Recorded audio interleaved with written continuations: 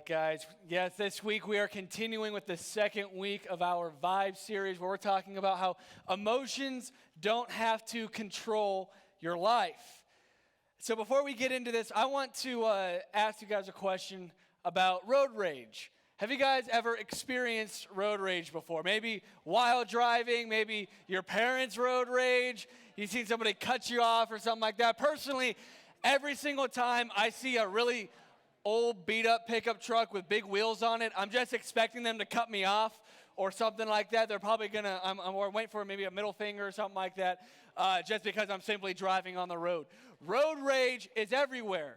Now, how about this? If you haven't experienced road rage, have you ever seen, like at school, have you ever seen hallway rage, anything like that, where people get some really stuffed up hallways, someone runs into somebody, they drop their phone, oh shoot, phone's on the ground, I'm ticked because you made me drop my phone. This one time, when I was a freshman, I was going to Elkhorn South at the time.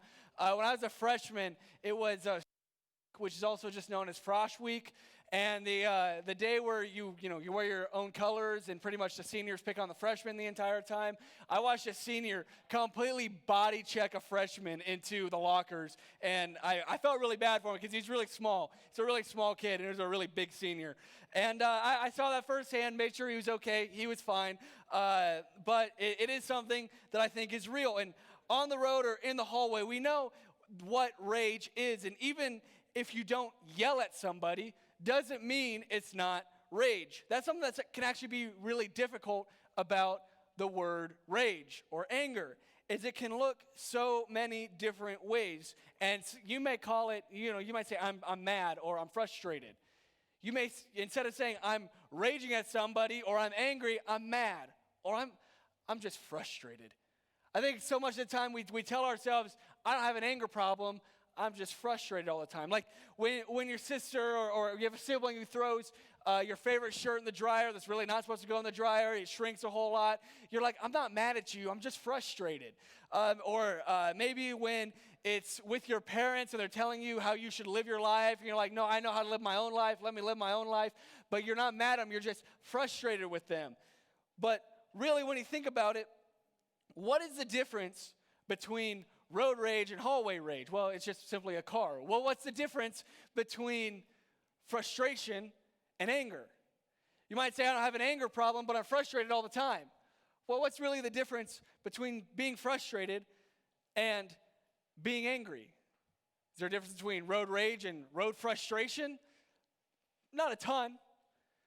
Frustration is just the same thing as anger. Over the last week or so, we've been just talking about our emotions and how our vibe inside, and I really hate that rhymes, and it actually bugs me that I'm actually saying that right now, but it's a really good way to describe what we're talking about, is how you feel on the inside can really impact you on the outside. And so we're going to talk about this and from a biblical perspective. But before we get there, I want to talk about the different ways that people express their anger, because I think we all know the people that just yell. Maybe you have a coach who's just always angry, he's always yelling at you. Maybe you have a parent who's always yelling at you. It could even be a friend who's always yelling at you. I don't know about you, but when you're playing video games, you always got that one guy that rage quits. There's always one person who's always just a little bit too mad about the game, Blake. We all have somebody like that in our lives, but there's also other people who are just as angry, but do it more subtly. How about the silent treatment? You ever give the silent treatment to somebody? Anybody give the silent treatment to somebody? Actually, even worse than the silent treatment to me is the one-word treatment. I've gotten this one a few times, where not only they're not silent, but all they say is, okay. No matter what you say, okay. It's like, oh, why don't you just be silent at that point? You're just making me get mad now at this point. Just be quiet. Just don't just say okay and just accept whatever I'm saying. There's so many different ways that that anger can be expressed that can be negative. But then it gets even more complicated, because some anger is positive. There can actually be good kinds of anger, and it's anger when maybe you see something like injustices. And when you feel like we got a couple examples here. Maybe when certain groups of people are treated unfairly. Maybe when whatever it is, it causes that we care about are not taken seriously. Racism, people who don't have clean water, don't have water to drink, or even people who don't take care of our planet. These are all good things to be angry about. I'm telling you right now, if any of these make you angry right now, that's good. Because it's leading to a positive outcome. And actually, sometimes anger can actually lead us to positive action. When there's positive anger, it can lead us to a positive action. Anger can be constructive. But most of the time in our lives, we're not just angry about these things. We're angry about the other things in our lives. We're not angry about good causes that ultimately, if something were to change, good things would happen. We're angry just because we're angry. And instead of being constructive, anger ends up being destructive. And either way, anger is a powerful emotion. So the question is, what do we do with the anger, and how do we deal with destructive anger in our lives? So look at this. We're actually going to dig into the book of James. Now, a little bit of background about the writer James. He's actually the brother of Jesus. Now, I don't know about you, but that would be really hard to be the brother of the person that said that he was the Son of God.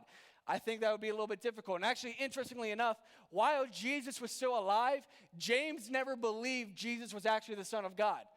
And I can't really blame him. I think if one of my siblings came up to me and said, hey, by the way, I'm the Son of God, or I have two sisters, I'm the daughter of God, I'd be like, no, you're not, because I actually know you. And there's no way that you are the physical form of God. And James believed the exact same thing that I would if someone were to come and tell me that. And so James went when Jesus' whole life not believing that Jesus was actually the Messiah. Then when Jesus died and he rose again, that's when he actually believed. And James actually went on to become a church leader and led a group of people in Jerusalem, which is a very large city back in the day.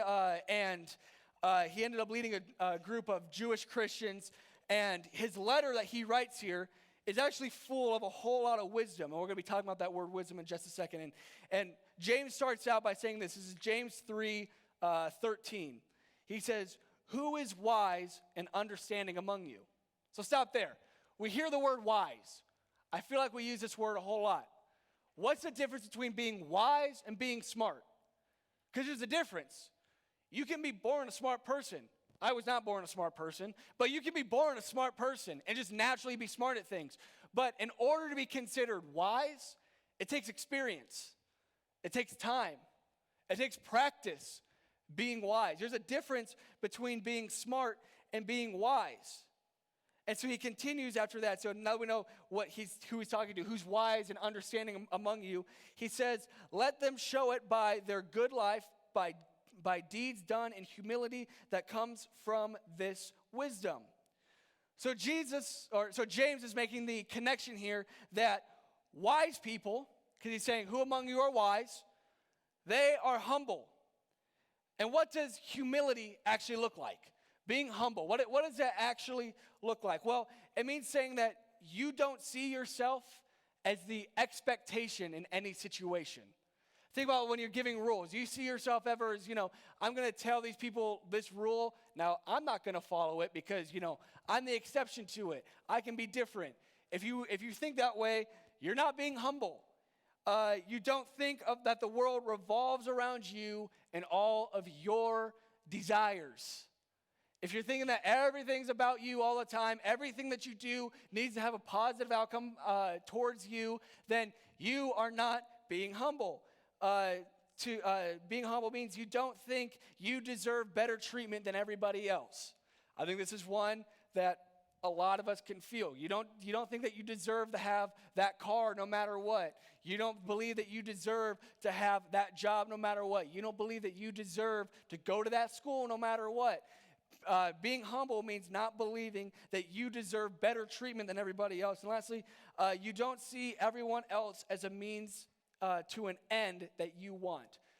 I know that some people may have had friendships or relationships in the past where it was like, you know what, they just used me to get to this next place. You're not being a humble person if you're just thinking, well, I can use this person for now, and eventually I can just lose them. That's not being humble.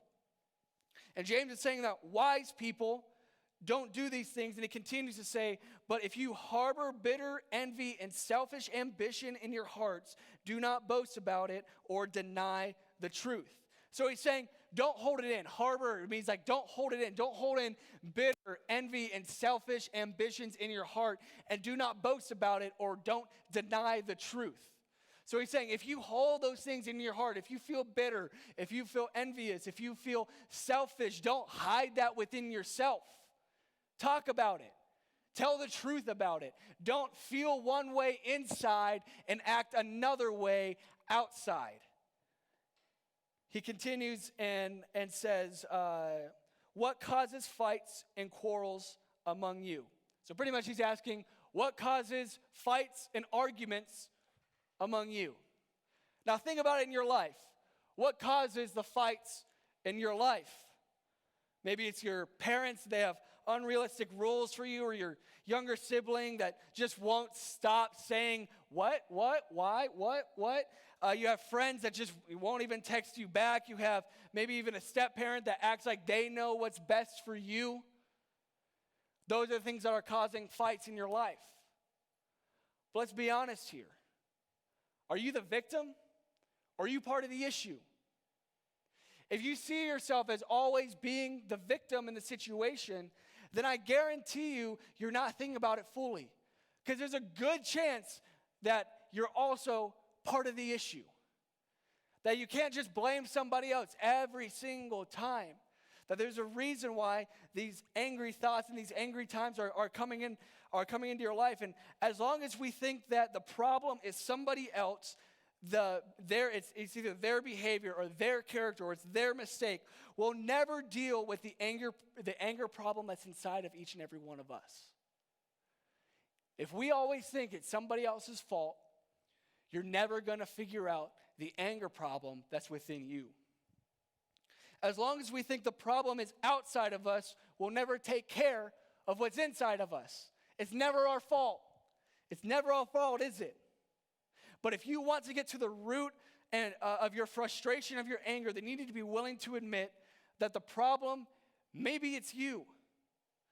Maybe you're part of it. And maybe you need to be honest with yourself and honest with the people around you, honest with the people that you know there's a problem with, and say, hey, there's an issue here, and I know I'm part of it, but let's figure it out. Let's figure something out. I worked with somebody who it seemed like every situation, they were always the victim. No matter what, they always played the victim card. And for a while they were angry about things, I felt bad for them. Because when you play the victim card once, everyone's a victim at some point.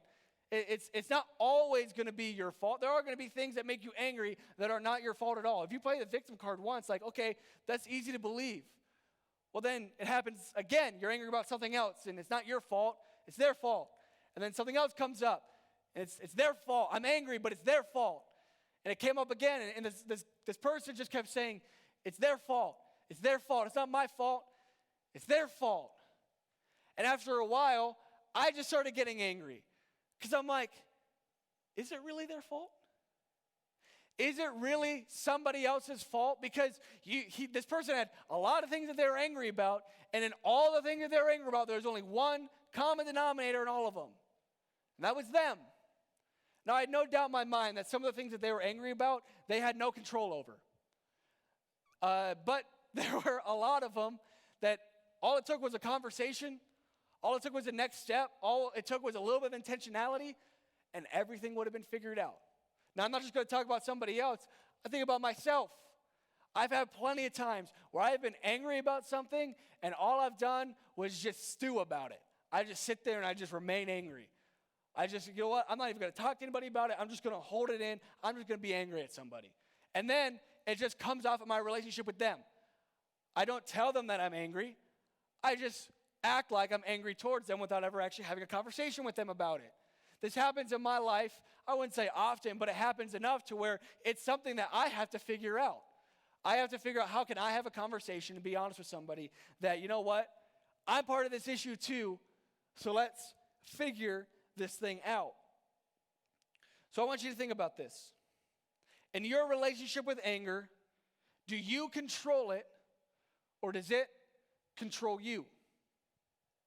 Anger can be one of the emotions that controls somebody more than any other emotion. Anger sometimes we're told to get angry. In sport, sometimes you're told to get mad. I played football for years, and before every single game, it'd be like, get angry, get pumped up. Like, you got to get angry at somebody. You got to want to hit somebody. They tell us to get angry. Well, okay, you're teaching me to just get angry, and now in other situations of my life, I'm just getting angry because that's what I've been taught. People tell you to get angry. Now, and people tell you to get angry about good things. I just told you, be angry about those things, because those things are bad things in our world that if we figure them out, good outcomes would come. But can that anger transfer from something good and constructive to something bad and destructive? Absolutely. If you let it control your life, anger becomes extremely destructive. Now, I don't know about you, but I'm sure you've had situations in your life where anger has controlled you. So we need to figure out what's the root of that anger. I think in some way we're all angry about something. There's a situation at school, there's a situation at home, there's a situation at YU. I'm angry. But you need to be intentional about it. You need to go and have the conversation that needs to be had. That way you can get to the root of this anger and you can get rid of it. I'm making this talk a little bit quicker because our game takes a little bit longer. I want you guys to have plenty of time in your small groups to discuss this topic, because I truly think no matter what, no matter where you are in your life, anger is always going to be an issue. Anger doesn't go away. It never does. I've never seen somebody who just simply doesn't get angry. Even the people who I thought they don't get angry, you hang around them long enough, they're going to get angry about something. No matter what. So guys, when we go into our groups, I want you to think about this question. Is your personal circumstance,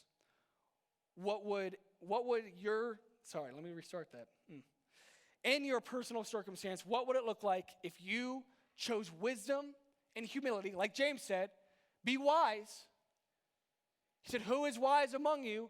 And chose humility. Somebody who is wise are going to be humble. If you chose wisdom and humility in your personal situations, how would that impact anger in your life? If you chose wisdom and humility, how would that impact the anger in your life? So as we get ready to break up into our groups here, in just a second, I'm going to pray for us. If you are new to YU, I'm super excited that you are here, but maybe you don't know where to go. Maybe you're with a friend, and if the friend is the same age as you, just go with them. But if you're here by yourself for the first time ever, you don't know where to go, come up here, come meet me. I'd love to meet you, and I will direct you to the right place to go so you can get into the right group, and we can talk about the anger that's in all of our lives. So would you guys pray with me real quick? Dear Heavenly Father, I pray for our students as we talk about this topic of anger, as we are frustrated with situations in our lives. God, I pray that we pick wisdom, that we pick humility in our lives. That way we can remain less angry and we can be different than everybody else. God, I pray that anger would not control us, but we would control anger. We would find ways to make anger constructive rather than destructive.